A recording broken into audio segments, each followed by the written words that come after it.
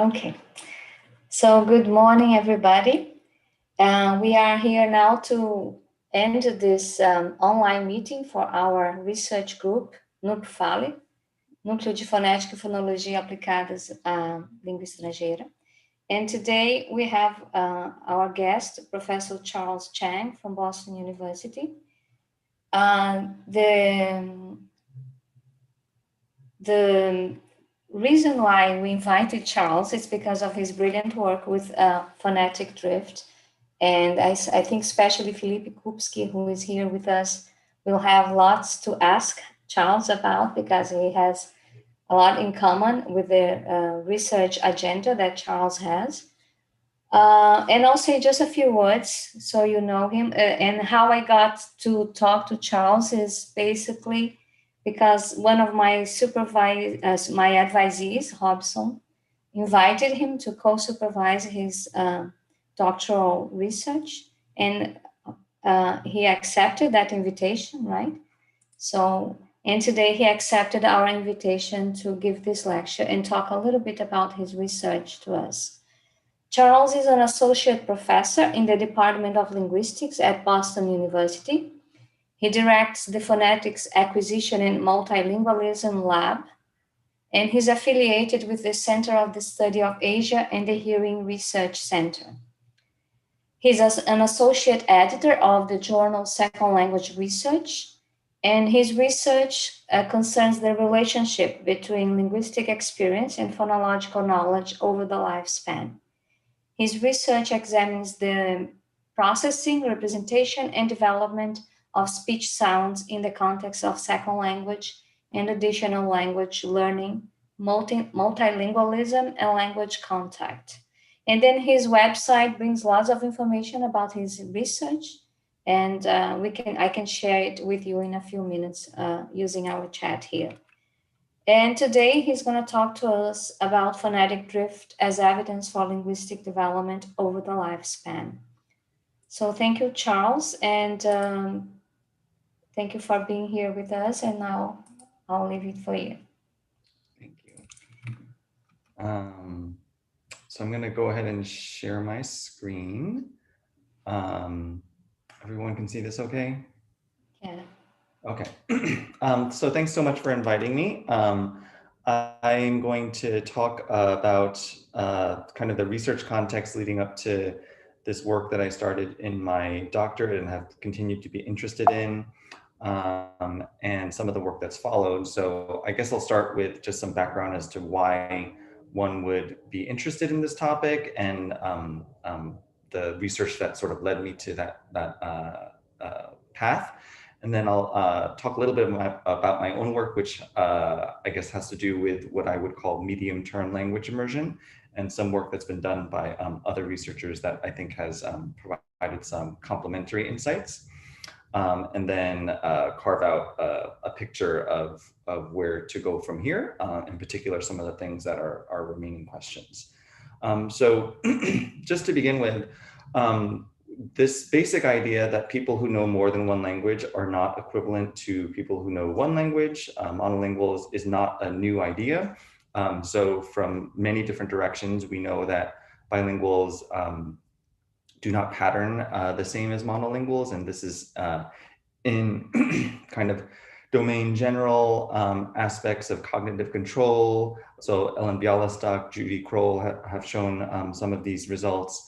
And then also in various aspects of actually specifically linguistic performance, morphosyntax, semantics, and so on. Bilinguals have also been shown to differ from monolinguals. And what I'll be concerned with today mostly is phonetics and phonology. And so that's kind of where we're going to start with in terms of some of the research that's laid the groundwork for this idea of phonetic drift.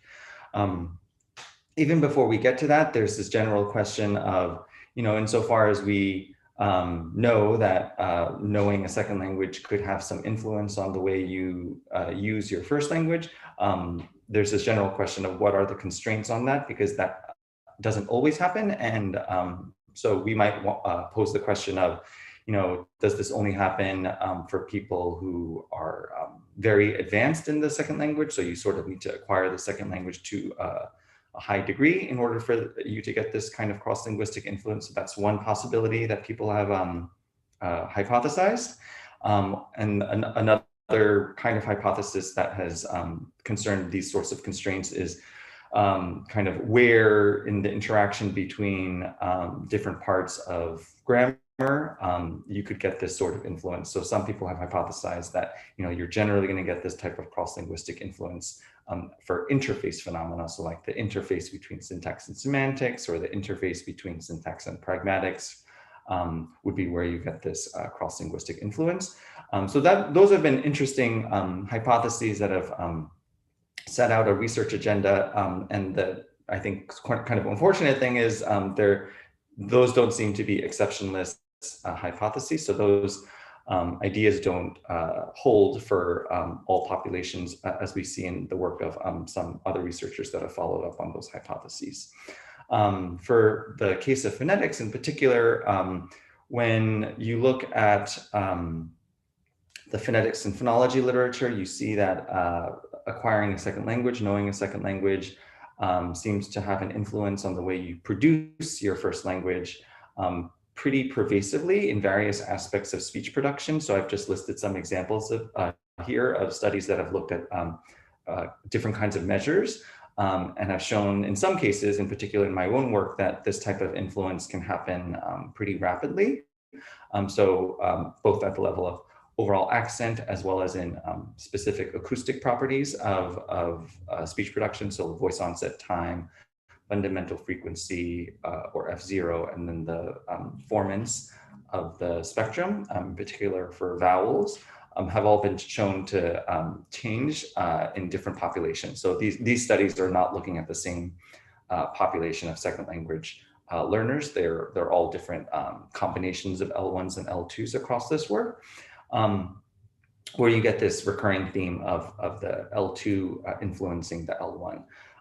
The other thing I want to point out here is that even though my work mostly concerns production, you also see some hints in the literature having to do with speech, that this sort of second language experience can also influence the perceptual side of how you use your first language. So where both, kind of phoneme categorization and word recognition processes, as well as kind of the way people segment the running speech stream into words, the way they pull words out of that stream, which is known to differ cross-linguistically. These types of perceptual processes can also be can also undergo change due to second language experience.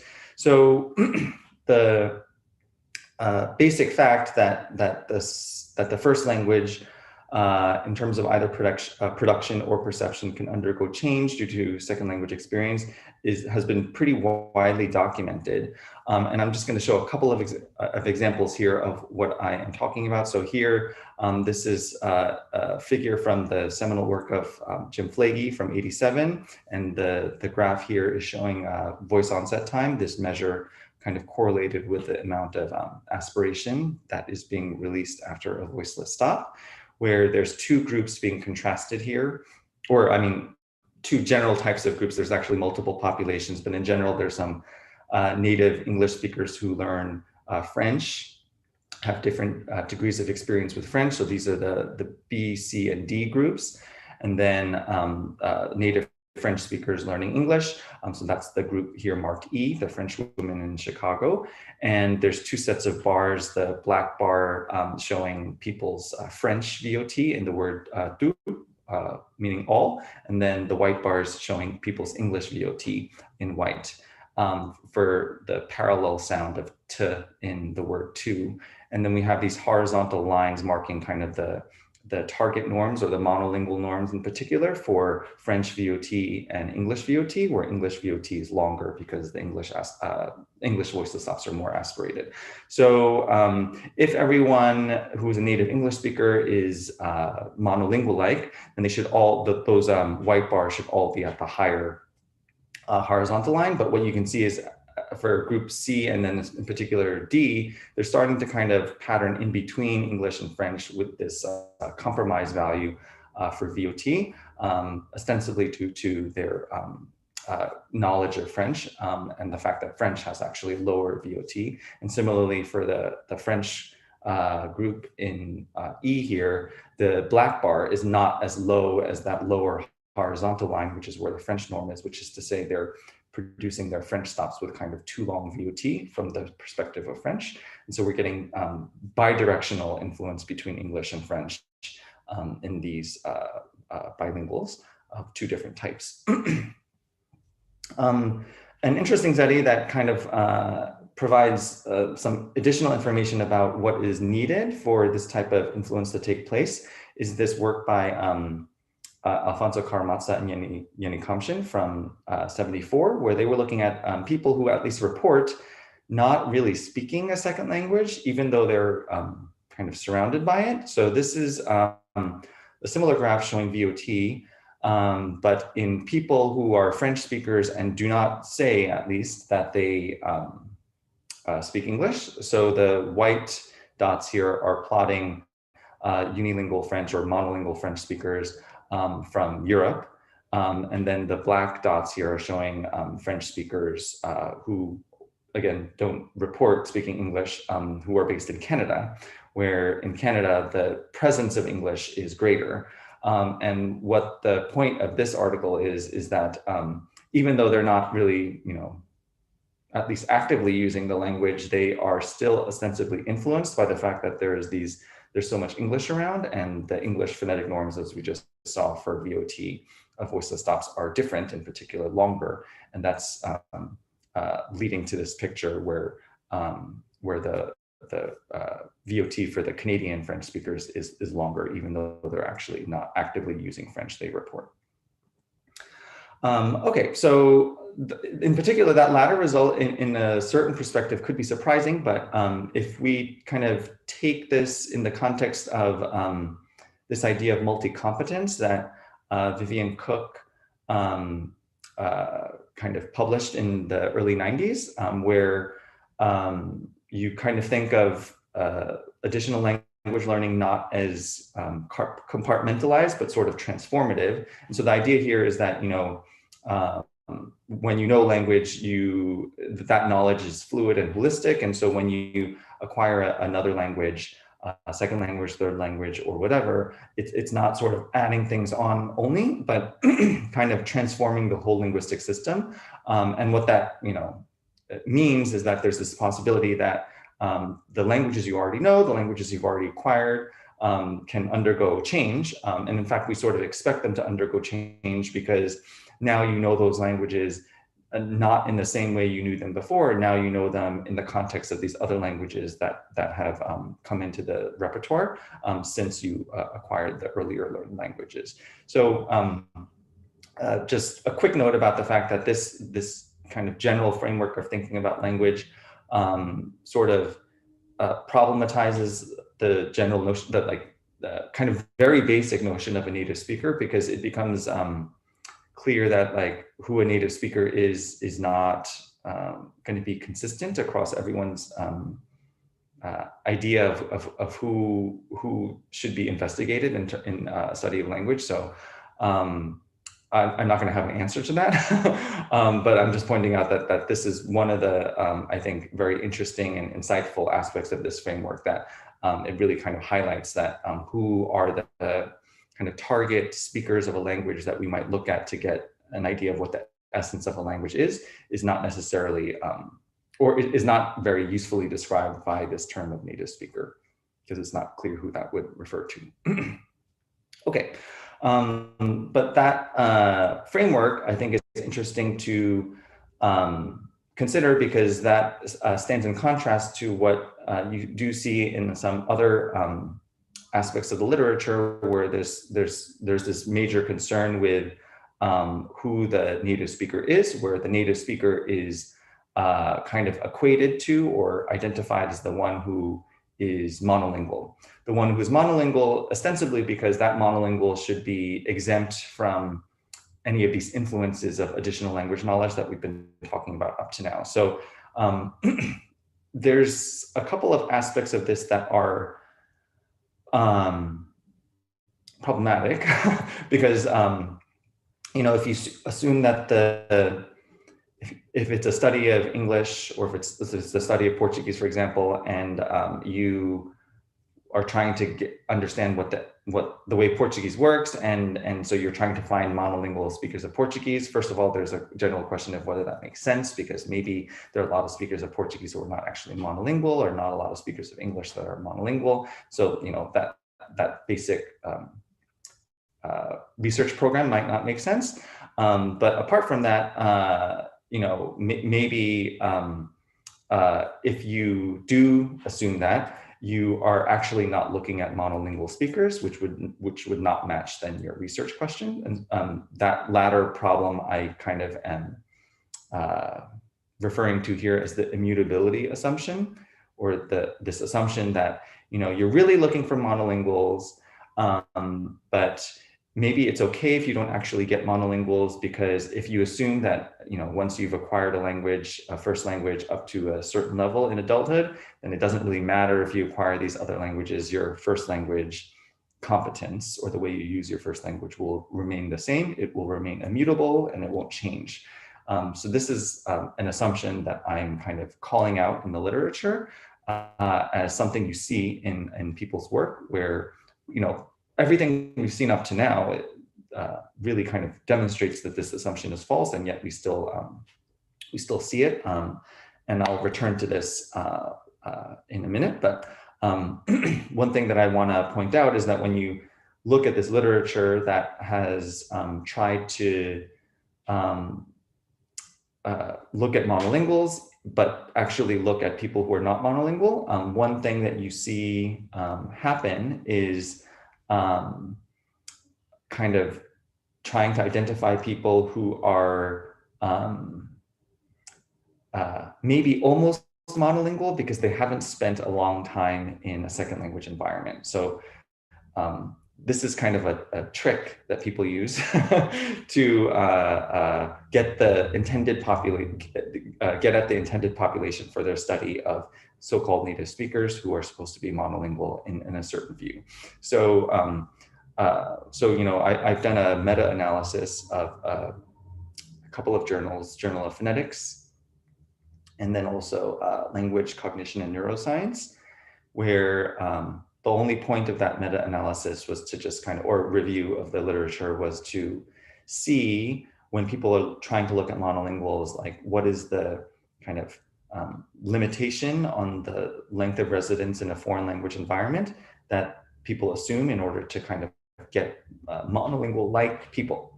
And the interesting thing is that you don't get really any consistency in how much time people think you can spend in a second language environment and still qualify or pattern like a monolingual. So you get this whole range between people thinking, we're going to look at people who didn't spend more than 3 months in a second language environment.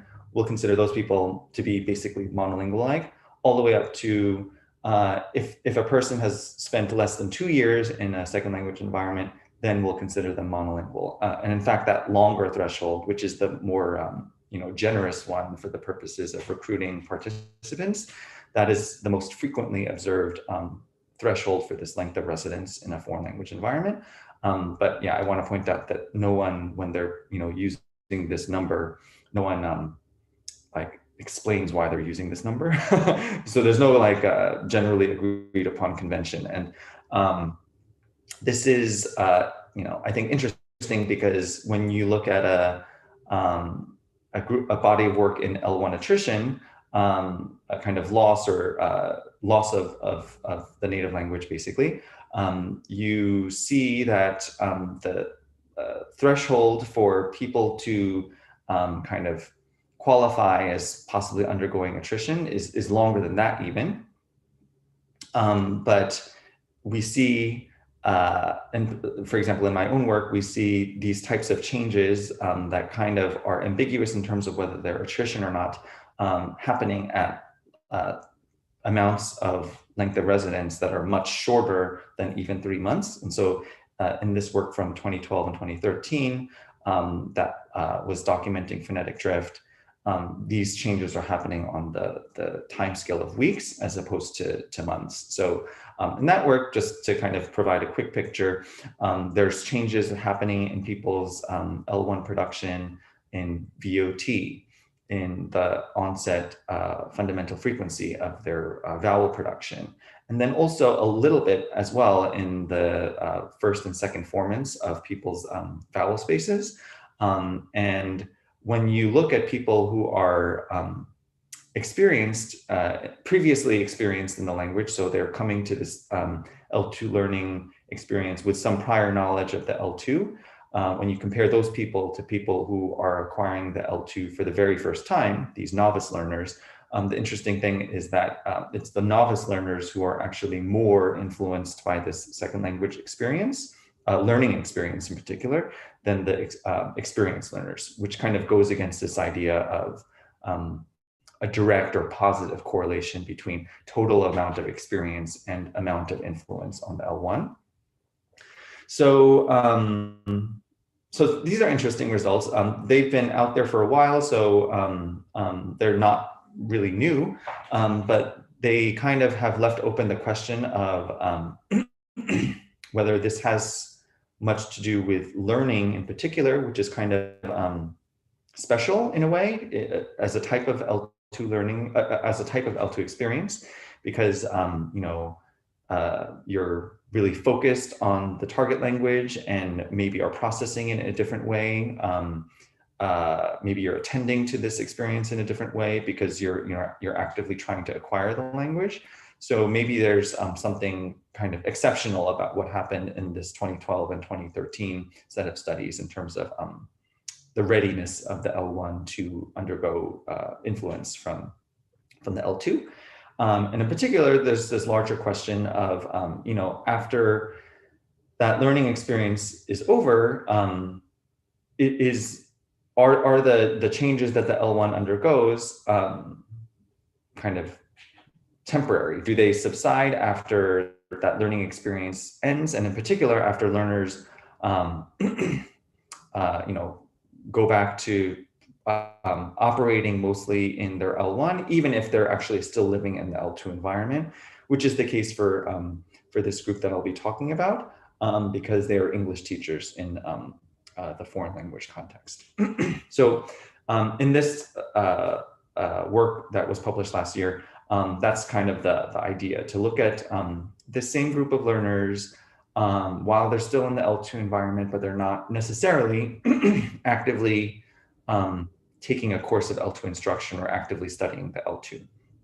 And the hypothesis here is that the drift that people underwent earlier is not really based crucially on L2 learning per se, but it's really based on L2 exposure. So kind of, it is possible that L2 learning, as I was saying before, provides like a special type of exposure, or the richest type of L2 exposure that you could get, because you're getting a lot of maybe focused interaction with an L2 interlocutor, and you're maybe attending to the input in a different way.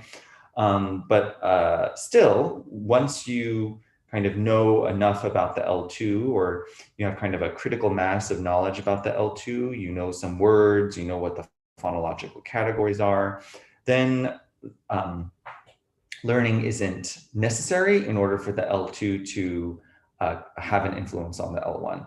In particular, because, you know, now if you're sitting at a coffee shop or you're out in the community, you may not be talking to people, but now it's, I mean, this is the hypothesis. Now it's much more difficult for you to not process or not attend to this input that's around you, because you know enough about the L2 that like you understand what people are saying to some degree, for example.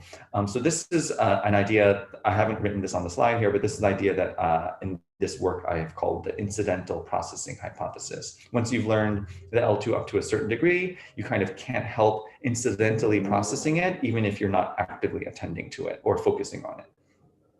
And when that happens, that means that the L2, you know, as long as you're living in the L2 environment, the L2 is in a position to continue to influence the L1. So the prediction here is that in this kind of context, L1 users who know something about the L2, even if they are not like speaking the L2 frequently, they'll continue to show L1 production that has this mark of L2 knowledge, this influence from the L2 while living in the L2 environment.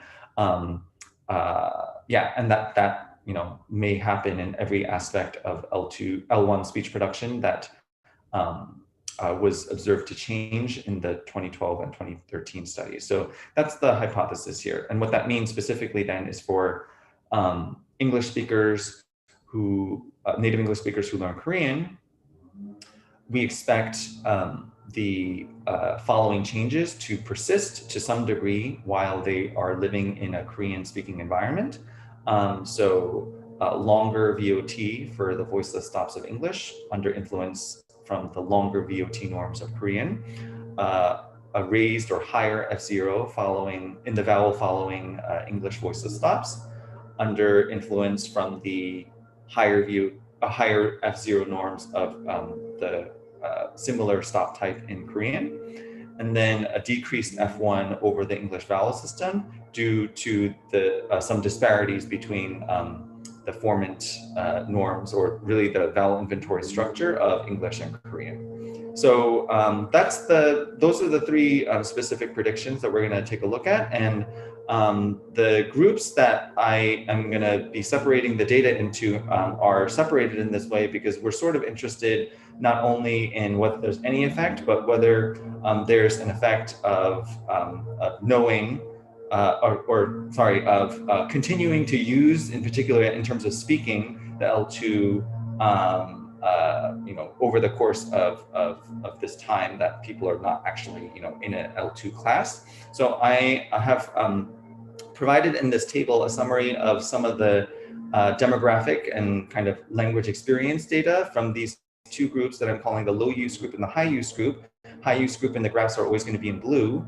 And the basic thing to get from this table is that the groups, which are divided according to this red variable, the mean time that people report speaking the L2 in hours per week over the course of the time after their L2 classes are over. That dimension is the main dimension along which they differ. So along these other dimensions, actually, their data in a questionnaire are very similar, but they are quite different in terms of the mean time speaking L2, where the low use group is not speaking it very much, or at least is speaking it much less than the high use group is, where the high use group is speaking it maybe 10 hours a week more. And that could be due to a variety of life situations, like maybe they're in a homestay or they're in a set of activities where they engage with native speakers of Korean on a more frequent basis. Okay, so the data that we're going to see come from a learning experience that is an intensive course of Korean language instruction for 6 weeks. And then some of these people, after they go to their job, which is to teach English in Korea, some of them might take additional classes or individual tutoring in some cases, but at some point they stop formal instruction in Korean, and then they're just kind of in the community doing their thing. And then there's going to be another observation in time, which is week 52, which is about a year after they had this first intensive instruction in the language. And it's a pretty basic task that these measures are going to be coming from. It's just wordless reading. So in weeks 1 to 5, at the end of week 1 and so on of the language program. So the first 5 weeks of that language program, and then week 52, where it's the same items in every week, and it's the same procedure. And these are CVC monosyllables, the words like pot and heed. And then the measures that we're going to see are the same measures that I was referring to before. So VOT, F0, and these vowel formants. Okay, so the first measure here is for the VOT of English voiceless stops. And there's a bunch of lines in this graph, so I'm going to quickly orient you to this. So the dependent variable here is VOT again, and then the x-axis here shows again measures taken at the end of each of the first 5 weeks of that initial L2 instruction program. And then there's a break in the axis, and then there's another observation at week 52. There's 4 lines. There's darker lines indicating the low use group and high use groups production of the English voiceless stops. And then the lighter lines, which are dotted, are indicating that those same groups production of the most similar Korean stop series, which is the Korean aspirated stops. So for our purposes, we're mostly interested in the English stops. So the darker lines are really what we're concerned with. And what you see when you look at these darker lines is that both groups from week 1 to 52 kind of show this upward going trend, which is to say VOT has this tendency to lengthen between week 1 and week 52. But then when you look at week 5 versus week 52 towards the right part of this graph, the low use group in black, they kind of go back down. And that results in a situation in which their week 52 VOT is actually not significantly different from their week 1 VOT. And then the high use group, on the other hand, continues to go up. And in fact, that results in a week 52 VOT that is significantly different from their week 1, or continues to be significantly different from their week 1. So that results in this time by group interaction. So the groups are undergoing change over time, but the kind of change and degree of change they're undergoing in particular from week 5 to week 52 is different across the 2 groups. Okay, so F0 looks a bit different. For F0, this is a similar type of graph, but now the dependent variable is standardized F0 in the vowel following English voiceless stops, which again should undergo an increase due to influence from Korean. And the black line again is the low use group. And so the low use group you see increasing from week 1 to 5, and then from week 5 to 52 again going down. However, this time they don't go down kind of enough for week 52 to be not different from week 1. So they only go down a little bit. And so they continue to be different in week 52 statistically than they were in week 1. And the same thing for the high use learners, they kind of go up from week 1 to week 5, and then they go down a bit from week 5 to 52. But again, they don't go down enough so that they're the same as they were in week 1. They go down a little bit so that in week 52, they're still different from where they started in week 1. But as you can see, the groups do look different from each other. So the low use group actually goes up more. And so that also, again, results in this time by group interaction. So both groups are changing over time, but the way they're changing over time is a little bit different. Okay, so this graph is for the vowels. And so what we're seeing here is standardized F1, the first formant, averaging over all of the English vowels in the vowel system. And we've got, again, the black line showing the low use group, and then the blue line showing the high use group. And here, there isn't really, there's not much going on that is very pronounced between week 1 and week 5, but there is a slight decline in F1 between week 1 and week 5. And from week 5 to 50 in both groups. And then from week 5 to week 52, the high use group basically doesn't do much, whereas the low use group kind of goes back up, and in fact goes up a fair amount, such that in week 52, they're actually different. They're higher than they were in week 1, whereas for the high use group, there isn't a difference between week 5 and week 1. And so that again results in this time by group interaction.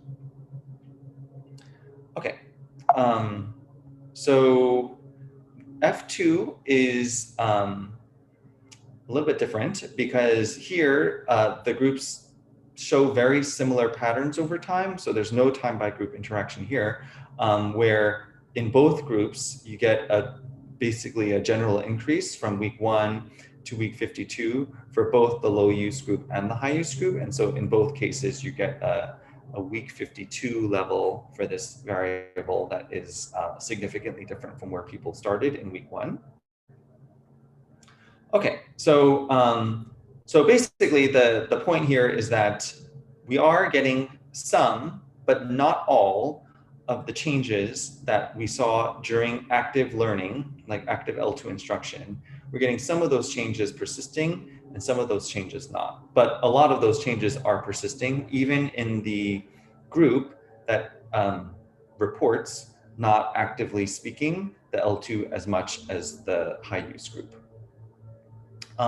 This is, I think, interesting, but it doesn't really address what would happen if people go back to their native language environment. Because remember, all of these people, they are continuing to live in a foreign language environment. And the, my interest was whether, after L2 learning, active L2 learning ended, whether we'd continue to see some of these changes. And we do, not all, but many of them we do continue to see. The other question of, if people go back to their native language environment, do these changes persist, is an interesting question that fortunately someone did look at. So I'm just gonna quickly mention some of their results. So this is work from Cartushina and Martin, which was also published last year, where they were looking at Spanish Basque bilinguals studying English in a study abroad program, which was not actually linguistic. I think it had to do with like political science or something like this. And they were looking only at people's vowels, but in a similar word reading task before the study abroad program, right after the study abroad program, and then after several months of being back in Spain to see how people's speech production would change. And so the materials are similar to my materials. There's some disyllabic words in their materials due to the difference between the languages here. But in this graph, I think what's interesting is, and maybe not particularly surprising to people, is that so this graph is showing the distance between people's actual production and like kind of where the target vowel, in this case of English, is kind of supposed to be. So the target norm. And at time 1, people are pretty far. And then after time 2, you notice that, they're better approximating the target vowel. The distance between their production and the target vowel is going down significantly. So that's good, because it means that study abroad is helping people's English, even though they're actually not taking a language class per se. So they're producing more target-like vowels. But then after they're back in Spain for 4 months, those gains have basically been lost, which is to say the amount that they learned about English vowel production has kind of gone away in this native language environment. So once they're no longer kind of surrounded by English. This graph is showing kind of the complementary picture. In this case, we're just looking at F1, an acoustic measure, where F1 for the Spanish vowels here is supposed to be kind of lower than in English. And for time 2, so after study abroad, what is significant here is, and is not any different from what I was finding, is that you get a change. So the native vowels, or in this case, the second native language, L2 vowels are undergoing change due to exposure to English. Immersion in English. But what is interesting, and I think the new finding that they're contributing, which I think is very insightful, is that once people are back in the native language environment, then this drift largely kind of goes away, because people go back in time 3 after they've been back in Spain for several months. They go back to kind of where they started for the most part. The last 2 things that they kind of look at in the study, which I think are interesting, is this relationship between how much progress people make in learning the additional language here, in this case L3 English, and how susceptible their previously learned languages production is, where the general relationship that they find, which I think is interesting, is that the learners who make the most progress in kind of approximating the target norms of the L3 vowels, those are the people who show the least amount of change in their L1 Basque in this case. Whereas the learners who make the least L3 progress in English vowel production, they also show the most return drift back to the native norms. And the last thing they point out, which I think is very important, is that how people use these languages seems to also have an influence on the degree of cross-linguistic influence that we observe. So they broke people into, or they kind of asked people in a questionnaire about the frequency with which they switch between the languages that they know, and classified people into these groups based upon that reported switching frequency. And so that's what you see on the x-axis in these graphs. And the basic point of these graphs is that if you are someone who switches between languages frequently, you tend to show less drift in vowel production of your previously learned languages, whereas, and at the same time, because you are showing less drift to begin with, you also show less return drift once you're back in your native language, which is to say, overall, people who are switching frequently tend to show less change or less susceptibility of the languages that they already know to this exposure to an additional language, in this case, L3 English. Okay, so what does that leave us? We have evidence from a variety of studies now that L2 influence on L1 is persistent, does not depend on engagement in active L2 learning, but it is not the same across different things that we can measure. So in some cases that we just saw, the low use group and the high use group were not different from each other. And in some cases, they did look a little bit different in week 52, which is to say some acoustic properties seem to be dependent on frequent active use of the L2 in order to continue to have this influence on the L1. And in other cases, that seems not to be a requirement. And in the case of F2 versus F1, that comparison I think is interesting because it seems to suggest maybe that there's the possibility for different acoustic properties to play off of each other in terms of modulating the amount of drift that you see in people's speech production. I mean, really what this set of results does, I think, is continue to contribute to this picture where people who know more than one language or multi-competent speakers, especially in environments that are not like the native language environment for the particular language we're looking at, they are not like monolinguals, which is not a bad thing, obviously, but if the study is trying to look at monolinguals, that is an important thing to keep in mind. And this is the case, which is to say multi-competent users are not like monolinguals, even when they may not be actually very high proficiency in the additional language, when they might use the second language pretty infrequently. And also when they're, when they've been living in the L2 environment for actually not that much time, which is to say, it does not really require high proficiency, frequent active use, 2 years of residence in the second language environment. These things do not seem to be required for people to start to pattern differently from people who are actually monolingual in the native language environment. Cartushina and Martin's work, I think, is very important because this point that they raise towards the end of that article published last year, where they say the frequency and circumstances of native language use are key to authenticity in native language production, is important because, I mean, basically what they're saying is, there are individual differences in the degree to which we see this type of L2 effect on the L1. And that might very well have to do with the fact that, the way people interact with these languages that they know is not going to be the same. And that's likely to play a role in how people pattern. So where do we go from here? I guess the two questions that I think are still outstanding questions that haven't exactly been addressed yet satisfactorily in the literature is first question about ambient L2 exposure, and in particular, without knowing the second language.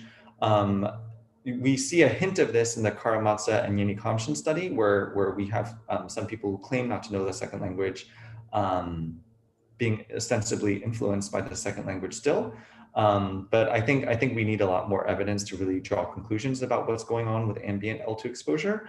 And then lastly, kind of longer longitudinal studies that would be able to kind of provide a kind of more fleshed out picture of what sorts of traces you can get from L2 experience that you've had a long time ago. I think would be interesting as well to kind of extend this timeline that Cartouchian and Martin are starting to develop in terms of looking at what happens after people, for example, have returned to the native language environment. 4 months is actually not that much time. So it would be interesting to see what happens a year out, whether we start to see the L2 experience express itself in an unexpected way. But yeah, so that's pretty much all I have. Thanks so much to everyone who funded the work and everyone who's provided feedback at various points in time. This is all of my contact information, and I would be happy to take any questions. Thank you so much, Charles. So if you want to ask any questions, you can ask them in English or Portuguese, and then we try to translate the question. So I don't know if and if your microphone is not enabled, I can do that. I can enable your microphone. Okay. Hey, Hosseini, I do have some questions. Can you hear me? Sure. Let me open my video here. Charles, can you stop the presentation? Oh, sure. Yeah. Can you hear me? Yeah. Yeah, so I'm Felipe Krupski from Federal University of Bahia. Thank you very much for your talk. It was brilliant. And first of all, it's a great honor to meet you. I've been working with phonetic attrition for 8 years now. 8 years ago, I was working with Brazilian immigrants in London, and in general, it was quite complicated to find literature on phonetic attrition. So your PhD dissertation was really important for me, so thank you very much. Well, I have two questions. One of them is a twofold question, okay? Well, this twofold question actually is for my students to hear the answer, really. And the question is, in a nutshell, how would you differentiate drift from attrition? And when would language attrition become, when would language drift become attrition, if that's a possibility? And that will be my first question. Yeah, so this is a great question, and I kind of tried to grapple with this in a review chapter that I wrote actually a couple of years ago, but I guess it came out last year for the Oxford Handbook of Language Attrition, where there's actually 3 chapters in that book. One is called Phonetic Drift, which I authored. Another chapter is called Phonetic Attrition, which Esther DeLeo authored. And then another chapter is called Phonological Attrition, which Chiara Celata authored. And so yeah, we have 3 chapters in this handbook about a variety of things that happen in the L1 under influence from the L2, and how are they different from each other. So what I ultimately said in that chapter, which I still believe, but I think needs to be needs further research to really understand whether this distinction makes sense, is the following. So phonological attrition, what Chiara was calling phonological attrition, I have distinguished as changes that involve categories. So when something happens that is crossing a category boundary, that is what I think of at least as phonological attrition. Phonetic attrition, I've kind of identified as the other side of the coin. So long-term changes, so phonological attrition. So in general, I guess for attrition, I'm thinking of this as a long-term change. For phonetic attrition, I'm thinking of this as a long-term change that is below the level of a category, so involving something that's subphonemic. So phonetic drift, what that leaves for phonetic drift is basically a subphonemic change that is not necessarily long-term. And so what so if you actually compare the chapters that I wrote on phonetic drift and the chapter that Esther DeLeo wrote on phonetic attrition, the interesting and I guess maybe also problematic thing about those two chapters is that they review a lot of the same literature. And the reason why is because in currently published studies, it is often ambiguous as to whether the observed like divergence between a bilingual group and some monolingual or target native speaker group is long-term or short-term. And the reason why is because often those speakers are observed, or the bilinguals are observed, like while they're in the native language, while they're in the foreign language environment. So in the case of the Flagey 87 study, for example, like, we observe these divergences, but those people are being observed after years of living in an L2 environment. So I have referred to that type of work in my chapter on phonetic drift, but to be honest, like it's not clear whether that divergence is due to like their recent experience in the L2, or it's due to the massive amount of cumulative experience that they have in the L2. So, so yeah, I guess to be like terminologically precise, really what I'm thinking of as phonetic drift is changes that are short-term, so ostensibly reversible without too much trouble upon re-exposure to the L1, and that are really due to recent L2 experience, as opposed to like, just the massive amount of cumulative exposure. And so there's going to be, I think, some ambiguity as to whether changes are really really attrition or drift, especially if the person has been observed in the L2 environment after living there for a very long time. Yeah. So I don't know if that addresses your question. Yes. Do you have time for a second question? It's a curiosity, actually. You say that drift is based on L2 exposure, right? Mm-hmm. But are there non-linguistic variables that should be considered or controlled? Some people say, for example, that attitudes or integration in the beginning of the immigration would play a quite important role in attrition. Flagey says, for instance, that length of residence would only be a predictor for integrated immigrants, for example. So what do you think about that? And would that apply to language drift as well? Yeah, I think that's a great question. So, I mean, the short answer is yes, absolutely. I think a lot of these affective and also cognitive variables that differ between individuals are likely to play a role. So in the 2012 and 2013 work that kind of started me going down this rabbit hole, I actually did collect some data kind of asking people about things like how much motivation they had to learn Korean, and what sorts of like cultural things they were interested in, kind of trying to get an idea of how integrated within the Korean, local Korean community they were likely to be. And like statistically, I didn't find any correlations, but one thing that I did not do that other groups have done in terms of looking at individual difference variables is trying to understand how kind of domain general cognitive control or executive control, in particular inhibitory control, might relate to how separate people can keep the systems. And so there's this work by Shiri Levari and Sharon Pepperkamp, I think, from like 2013, where they did do this thing where they like had people do like these non-linguistic cognitive control tasks, and then also measured their speech production. I think these were French-English bilinguals as well, like Flagey. And they did find an association between the level of inhibitory control people were displaying and the amount of cross-linguistic influence you were getting. So that I think is really the only study that I can think of recently, at least, that's demonstrated this type of link. But yeah, I think the role of affective factors is important. I mean, like just anecdotally, when I would debrief with participants afterwards, many of them like are sort of naive as to what the differences between Korean and English are.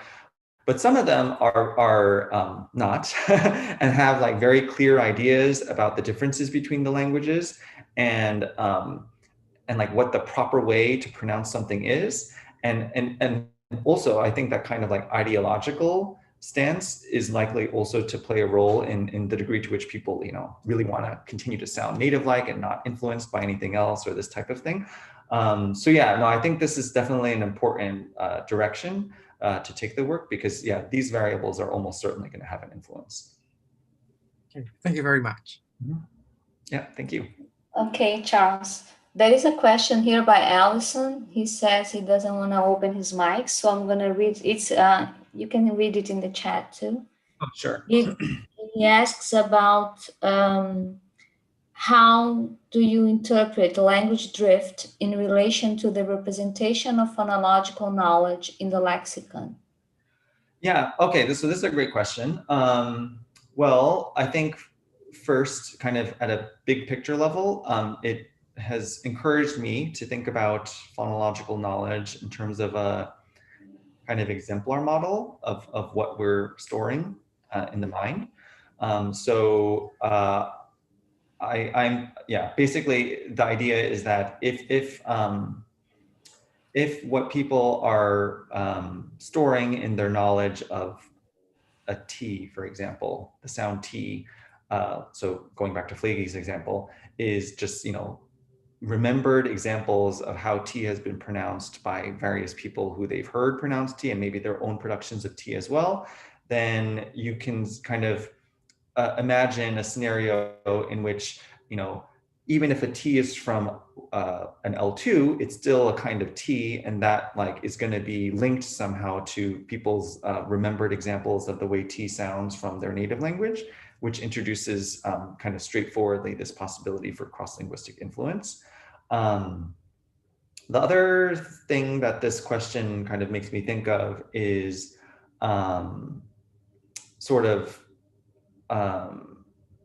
the level of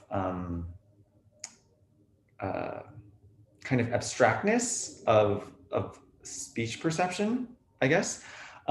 So one thing that I did not talk about in the talk, which is an interesting aspect of the results that is published in the articles, is that the results for male versus female learners in terms of how they change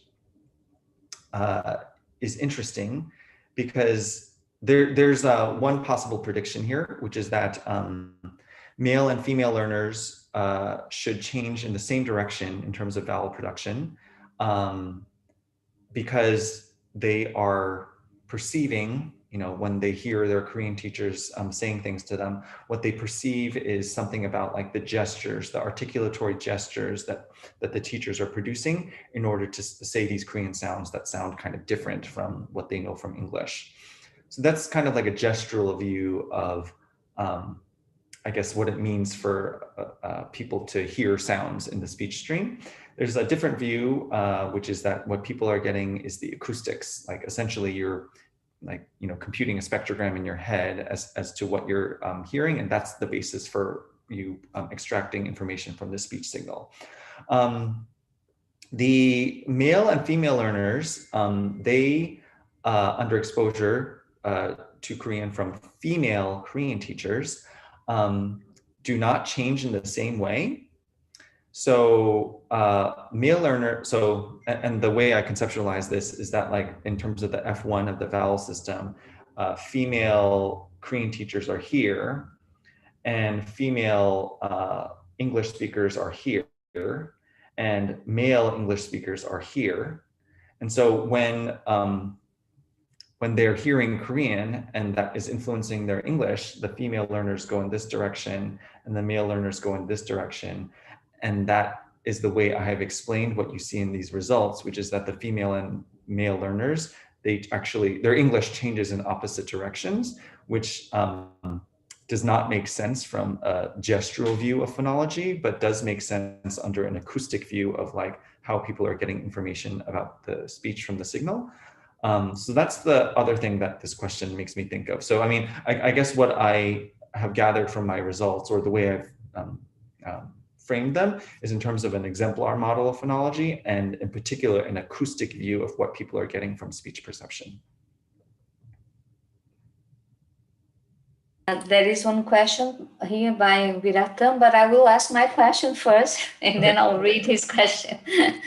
Okay, my question is more like a comment than a question, but you raised the issue of how hard it is to define what a native speaker is, right? When we are doing L2 speech research. And obviously, we try to use some baseline data of some kind taken from these native speakers that we sometimes poorly define in our studies. But my question is more, I understand the importance of having baseline data for attrition or phonetic drift studies, right?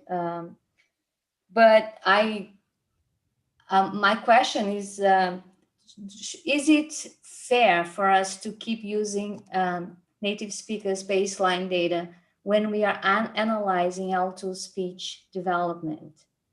I mean, who are we comparing this bilingual with? Okay, is it fair to expect them to achieve exactly the same phonetic patterns that we observe in the native speakers?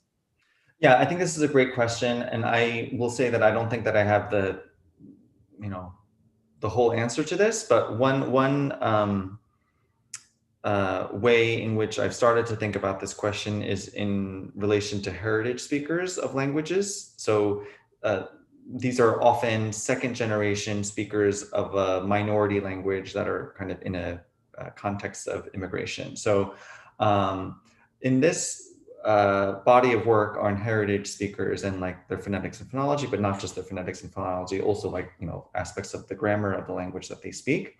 Where they're mostly getting exposed to it at home and not in the community because it's a minority language.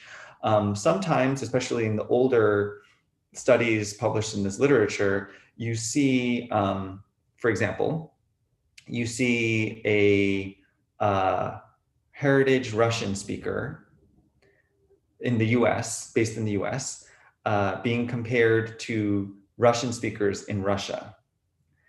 And in a certain way that makes sense because the Russian speakers in Russia are maybe the essence of Russian, or the target maybe. But a lot of people have pointed out that this doesn't make sense because, heritage speakers of Russian in the US, like what they're being exposed to is their parents or their grandparents who, for the most part are residents of the States. So really the baseline for someone who wants to study heritage Russian in the US should be Russian speakers who are not in Russia, but Russian speakers who are in the US. And many of those people actually might not be monolingual Russian speakers, but might be like Russian dominant English speakers, or at least know some English because they've been living in the US for a while. So when I've followed this debate, I think it makes a lot of sense that like the baseline really kind of has to be defined with respect to like what makes sense for that group's input. And so in the case of this like heritage Russian case, yeah, it definitely, I think, makes much more sense to establish that the baseline is not monolingual native speakers in the homeland, not homeland native speakers, but speakers that form the input, or are most likely to approximate the input that people would have been getting. And then that makes it much clearer to establish whether there's really a divergence from some norm, because when you're comparing versus the homeland, what might be going on there is actually the input wasn't really that, they weren't really receiving that input as opposed to input that was already kind of different in some respect. Yeah, so that's kind of what your question makes me think of, but it's kind of in general, it just, I think highlights the fact that we have to be very careful in terms of defining the baseline. So for a study that's, just trying to understand what second language learners are doing, yeah, I mean, I think it's important to also consider things like dialect, like what is the actual, variety of the language that people are being exposed to. It may not be the standard variety. In many cases, it might be the standard variety, but in some cases, for example, it might be kind of regional dialect, and that would be important to consider too. Yeah, I'm not sure if I'm answering your question, Hosani, but yeah, this is basically what I'm thinking of. Yeah. Yeah, no, this is something that we discuss a lot. Like we are investigating learners who are learning English in Brazil. So, what is their source of input? Yeah. Language teachers, speakers of Brazilian Portuguese, speakers of other languages who use English to communicate with them. So, why would we expect them to acquire a certain variety of English that is like from a native speaker? That's not fair, right? Exactly. So yeah, I completely agree with you, and that very much is not the right comparison to make. For English or any language that has so many world varieties, I think the question becomes, I think, actually quite complicated, because I've seen some studies of like L2 learners of English that are based out of Europe, where the standard of comparison is taken to be like UK English, which I think has a certain logic, but is not probably exactly right, just because like the way people consume media is maybe not fully accounted for, where actually, even people who are maybe mostly exposed to UK English in the classroom might still be getting a lot of media from like American sources. Yeah, so I don't have a good solution to this issue, other than to kind of ask about what people are being exposed to get a better sense of actually what their input is. Yeah. Okay, thank you. I'll move on to Professor Ubiratan's question. His internet is not so good, so he asks me to ask this. Most research on phonetic drift carried out in Brazil is based on reading tasks, which tend to be controlled. We are starting to investigate the role of different oral tasks in phonetic drift. Do you think more or less controlled tasks, such as spontaneous productions versus reading tasks, may play a role in the results? What can we say about the role of attention in phonetic drift? Yeah, I think this is a great question, and I think the short answer is that I think the type of task, the genre of speech is very likely to play a role. I guess where I started this work was with kind of wordless reading, under the logic that that's a pretty like monitored, like careful type of speech production, which in a way you might think of as a particularly strong test of whether people's speech production will change. Which is to say, I guess I would expect there to be even more evidence of phonetic drift in types of speech production that are less monitored, or where people are maybe paying less conscious attention to their speech. Yeah, so right. I think we don't know a lot about that, because we need the data, we need the empirical evidence. So no, I definitely think that the type of task is going to influence the amount of drift we observe. Yeah.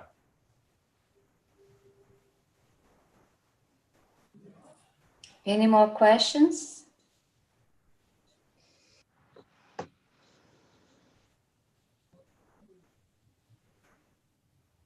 No?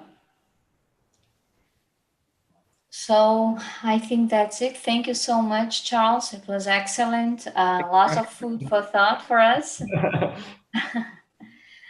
And I will make if you don't mind, I'll keep the video of this presentation, because many people asked us to record and share, not share publicly, but among our the members of our group, okay, of our research group.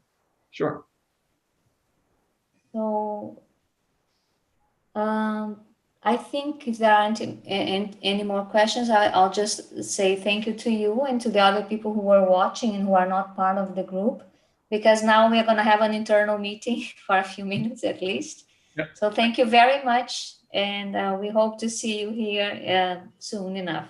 Okay. Thanks, everyone. Thanks for having me. Bye. Bye.